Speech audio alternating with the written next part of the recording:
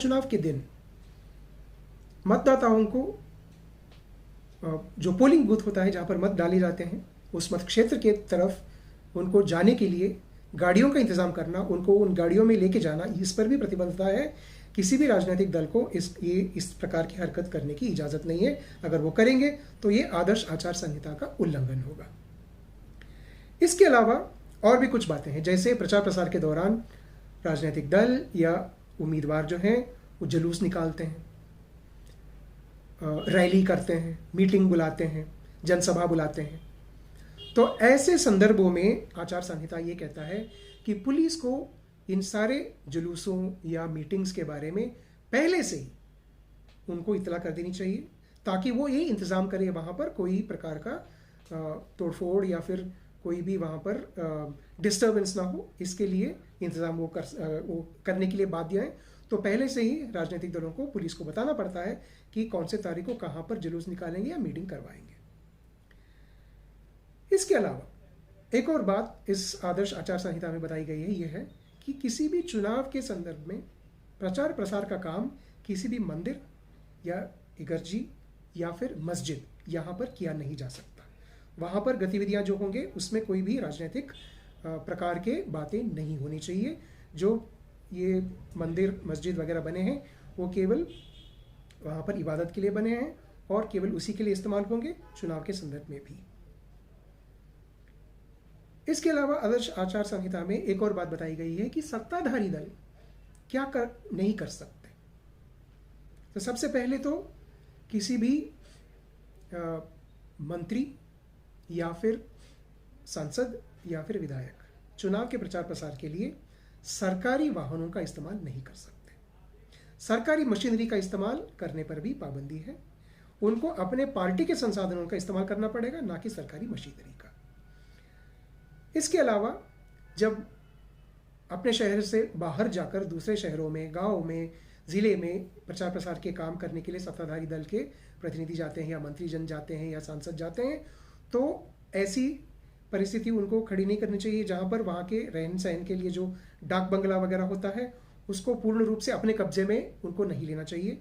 विपक्ष के दलों को भी वहाँ पर रहने के लिए अवसर मिलना चाहिए, मोनोपोलाइज नहीं करना चाहिए। उसी प्रकार से जो हेलीकॉप्टर या फिर अन्य प्रकार के जो वाहन इस्तेमाल करते हैं तो वो केवल सत्ताधारी पक्ष के लिए ही सीमित नहीं होना चाहिए। उसका इस्तेमाल करने का समान अवसर विपक्ष के दलों के नेताओं को भी, उनके कैंपेन करने वालों को भी मिलना चाहिए। इसके अलावा सरकार की तरफ से किसी भी प्रकार की नई योजनाओं की घोषणा नहीं होगी। आदर्श आचार संहिता ये कहता है कि मंत्रियों की तरफ से या सांसदों की तरफ से लोगों के लिए किसी भी प्रकार के निधियों के आवंटन करने का इजाज़त नहीं है। सरकार की तरफ से कोई भी नई योजना जैसे सड़क का निर्माण या फिर पीने के पानी का इंतज़ाम करना, ये इस प्रकार के योजनाओं का उनकी घोषणा या उनके बारे में आश्वासन चुनाव के प्रचार प्रसार के दौरान नहीं करना चाहिए। अगर वो ऐसे करते हैं तो ये आदर्श आचार संहिता का उल्लंघन होगा। अब इसके अलावा जो सांसद लोग अपने क्षेत्रीय विकास काम के लिए जो निधि इस्तेमाल करते हैं, जैसे एमपी लैड्स बोलते हैं, विधायकों के लिए भी क्षेत्रीय विकास के लिए निधि मिलता है, एमएलए लैड्स, इनके ज़रिए कोई भी काम शुरुआत नहीं कर सकते उन सब पर पाबंदी होती है। इनका इस्तेमाल चुनाव के प्रचार प्रसार के दौरान उस समय के दौरान ये होगा ही नहीं। इसके अलावा जो चुनाव घोषणा पत्र अलग अलग राजनीतिक दल, सत्ताधारी दल हो या विपक्ष दल हो, वो जो घोषणा पत्र निकालते हैं उसके ऊपर भी कुछ रोक टोक हैं। जैसे अगर मान लो कि वो कुछ आश्वासन देते हैं कि हमने इतने किलो चावल गरीबों के लिए हम बांटेंगे, या फिर इतना पेंशन हम महिलाओं को या वृद्धावस्था में पहुंचे हुए नागरिकों को हम दिलवाएंगे, ये तो बिल्कुल ये आश्वासन घोषणा पत्र में शामिल कर सकते हैं। लेकिन उसके साथ साथ इन सारे योजनाओं के लिए निधियों का इंतजाम, पैसे के इंतजाम कैसे करेंगे, इसके बारे में भी उनको स्पष्टीकरण देना पड़ेगा। केवल घोषणा करना मात्र काफ़ी नहीं होता, लोगों को ये भी समझाना पड़ेगा चुनाव के घोषणा पत्र के दौरान कि किस प्रकार से इन आश्वासनों को सरकार में आने के बाद वो राजनीतिक दल पूरा करेंगे। इसके अलावा अंत में जो मैं बताना चाहता हूँ वो बात यह है कि चुनाव के दिन इस आचार संहिता के ऊपर किस प्रकार के पाबंदियां लगे हैं।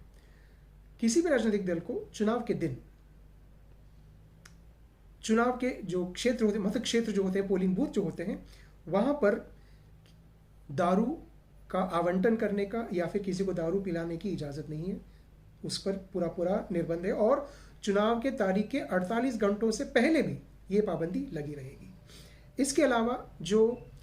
मतदाताओं को पोलिंग स्टेशन पहुंचने के लिए अपना वो जो इलेक्टोरल रोल होता है, मतदाताओं की सूची जो होती है, उसमें अपना नाम को पहचानने के लिए जो स्लिप देते हैं, जो पर्ची देते हैं, उस पर किसी भी राजनीतिक दल का ना तो उनका चुनाव चिन्ह होना चाहिए या किसी राजनीतिक दल के व्यक्ति का नाम होना चाहिए या फिर किसी उम्मीदवार का भी नाम नहीं होना चाहिए। केवल मतदाता का नाम, उसका नंबर और उसका इलेक्टोरल कार्ड का जो मतदाता पहचान पत्र का जो नंबर होता है, बस वही देना चाहिए और पोलिंग बूथ कहाँ पे है इसका एड्रेस वहाँ पे लिखना चाहिए। उसके अलावा और भी कोई भी किसी भी प्रकार का राजनीतिक दल को समर्थन देने वाली बातें वहाँ पर नहीं लिखना चाहिए। और इसके अलावा ये भी बतलाया गया है कि उम्मीदवारों को और राजनीतिक दलों को जो चुनाव लड़ रहे हैं उस मतक्षेत्र में भीड़ नहीं लगानी पड़ेगी या फिर अपने पार्टी के कोई भी चिन्ह जो है वहाँ पर नहीं लगाना पड़ेगा, जैसे बैनर, बंटिंग, पोस्टर वगैरह ये नहीं लगाने हैं, ताकि मतदाता जो है इन सारी चीज़ों से प्रभावित ना होते हुए अपने मन मर्जी, अपने सोच के हिसाब से निष्पक्ष रूप में और स्वतंत्र रूप में वहाँ पर और निडर होकर वहाँ पर मत डालकर वापस अपने घर जा सके। तो ये सारे चीज़ों का इंतज़ाम करने के लिए ये आदर्श आचार संहिता जो है ये लागू है। अब मान लो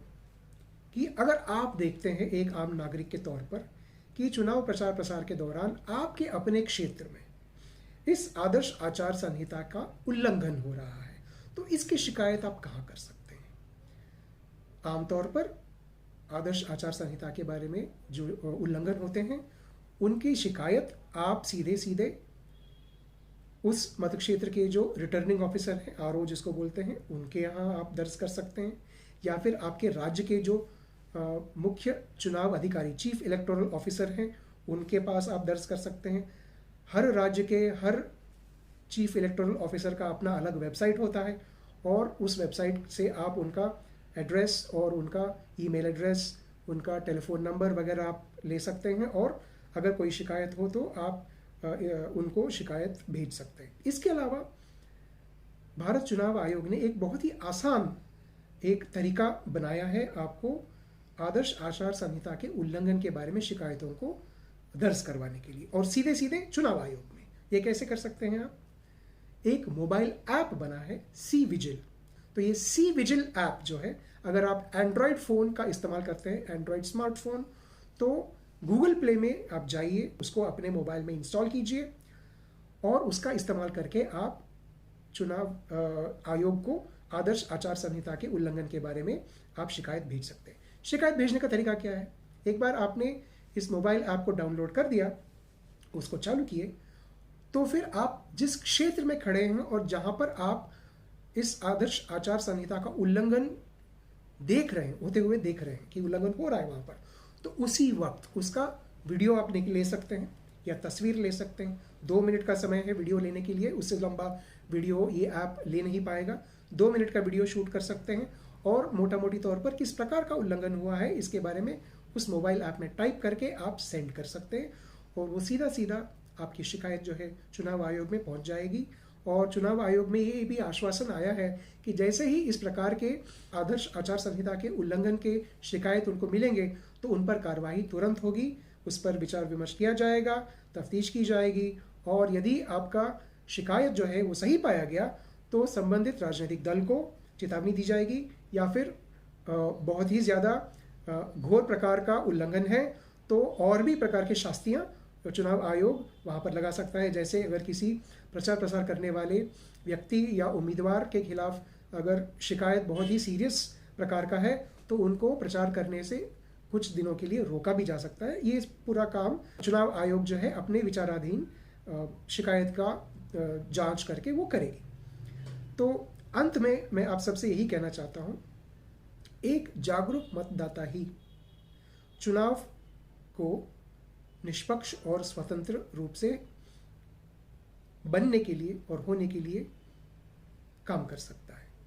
चाहे जितना भी सरकारी मशीनरी क्यों ना चुनाव करवाने के काम के पीछे क्यों ना लगे, हमारे और आपके जैसे नागरिक और मतदाताओं के सहभागिता के बिना चुनाव आयोग जो है निष्पक्ष और स्वतंत्र रूप पर हमारे देश में चुनाव नहीं कर पाएगी। तो आए हम सब मिलकर हमारे आने वाले लोकसभा और 4 राज्यों की विधानसभाओं के चुनाव को स्वतंत्र और निष्पक्ष रूप से करवाने के लिए हम एक तो प्रण लें, और जहां पर हमें पता चलता है कि आदर्श आचार संहिता का उल्लंघन हो रहा है तो हम बाकायदा उसका वीडियो बनाकर या उसका तस्वीर लेकर हम इस सी विजय मोबाइल ऐप के माध्यम से सीधे सीधे चुनाव आयोग तक इसको पहुंचाएं और उनको जांच करने के लिए दरख्वास्त करें।